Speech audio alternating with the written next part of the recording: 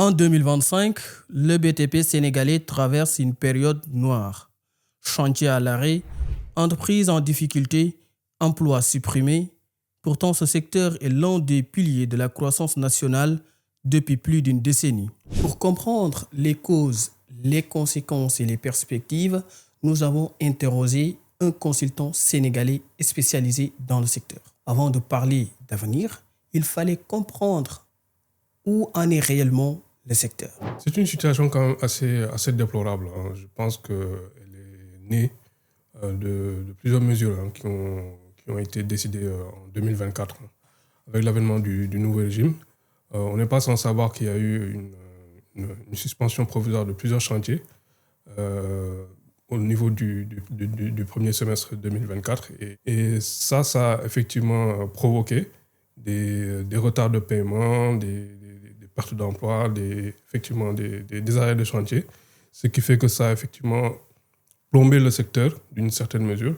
Et c'est la raison pour laquelle les entrepreneurs du bâtiment au niveau du Sénégal, à travers des cris de cœur, partout où ils ont l'occasion effectivement de le dire, expliquent que c'est une situation quand même qui est assez déplorable. Elles sont nombreuses dans les conséquences, notamment des conséquences économiques, principalement. Qui dit arrêt de chantier dit naturellement des pertes d'emploi ou bien un taux de chômage qui va s'élever. Donc il y a des mesures sociales qui vont être appliquées au sein des entreprises là. Il y a également effectivement une dette qui n'est pas encore appelée, ce qui fait que ça ralentit effectivement les investissements. Mais au-delà des chiffres, la crise touche l'ensemble de l'écosystème du BTP. Entreprises locales, sous-traitants, ouvriers, jeunes diplômés. Nous avons demandé à notre expert quelle action serait prioritaire pour relancer le secteur. L'une des mesures urgentes, parce qu'il y a deux volets. Il y a un volet effectivement financier, il y a un volet institutionnel. Au jour d'aujourd'hui, en fait, il y a une urgence financière. Naturellement, il faudrait apurer la dette qui s'élève à peu près à plus de 300 milliards d'après les différents syndicats des entrepreneurs du BTP. Ce qui fait que si cet apurement-là avait été effectivement effectif, à ce moment-là, je pense que oui, le secteur aurait soufflé. Donc ça, je pense que c'est l'une des premières mesures. La deuxième mesure devrait être effectivement institutionnelle.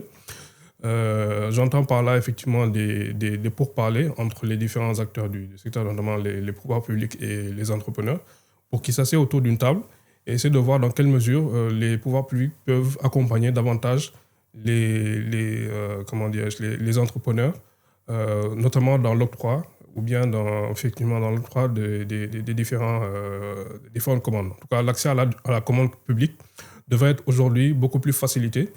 Il y a également des processus aujourd'hui qui doivent être beaucoup plus transparents justement dans l'octroi de cette commande publique-là. Entre autres, je pense, mesures. Et il faudrait également davantage, si vous voulez, rendre un peu plus prioritaire le paiement ou bien l'apurement de la dette intérieure, notamment la dette qui est liée au secteur du BTP. Donc je pense que ce volet-là, le volet financier et le volet institutionnel, sont les mesures, si vous voulez, les plus urgentes à ce jour, quoi. Mais au-delà de cette crise, de nouvelles dynamiques pourraient dessiner un avenir différent pour le BTP. Il y a quand même, je pense, de belles perspectives, dans la mesure où le Sénégal quand même est l'une des économies les plus prometteuses déjà en Afrique. Le FMI a tablé sur une croissance déjà en 2025 de près de 8%. Déjà en 2024, nous étions sur une croissance de 6,7%. Donc on voit que quand même la croissance économique du Sénégal est sur une bonne voie.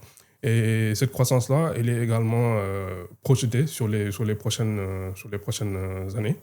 Et on pense qu'effectivement, avec la relance économique entre 2025 et 2028, n'est-ce pas, si on s'en tient aux différents projets de redressement et de relance, permettra au Sénégal justement de pouvoir souffler encore davantage sur le plan économique. Et quand on parle d'économie, on parle forcément BTP. Donc nous pensons qu'effectivement, avec ce plan de redressement-là, cette relance sur tous les secteurs de l'économie sénégalaise, il se pourrait effectivement qu'il y ait quand même une nouvelle vitesse de croisière qu'on pourra enregistrer au niveau du secteur des BTP. Il y a beaucoup à faire. il y a également beaucoup de choses à construire, que ce soit sur le plan des infrastructures, que ce soit sur le plan de l'immobilier résidentiel comme tertiaire. Beaucoup de projets aujourd'hui sont quand même sur la table et pourraient être développés si jamais aujourd'hui les différents investisseurs locaux comme étrangers viennent mettre la main à la pâte. Et je pense que ce sera quand même assez promoteur pour un secteur, surtout pour le secteur de l'immobilier au Sénégal, d'ici 2028-2029. Le secteur du BTP à la croisée des chemins, la crise actuelle pose de vraies questions, mais il pourrait être l'occasion de réinventer un secteur plus résilient, plus dynamique, mais aussi plus vert.